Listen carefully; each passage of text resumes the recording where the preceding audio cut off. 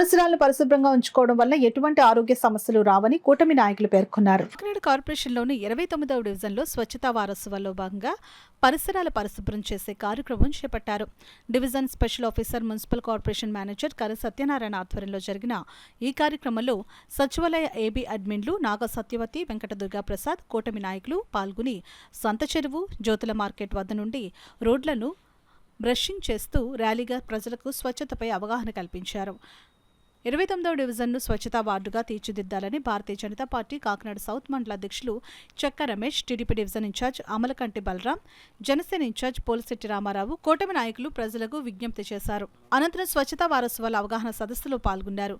ఈ కార్యక్రమంలో మాజీ కార్పొరేటర్ సిరియాల రాము, సిరియాల చిన్న, టీడీపీ తెలుగు యువత నగర అధ్యక్షులు చింతలపూడి రవి, గొల్లపల్లి శివ, మున్సిపల్ సిబ్బంది తదితరులు పాల్గొన్నారు. మన ప్రజల్లో ఈ ఆరోగ్య విషయమే అవగాహన కల్పించే ఉద్దేశంతో ప్రతి నెల చివరి వారంలో ఈ స్వచ్ఛతా వారోత్సవాలు చేయమని చెప్పడం జరిగింది.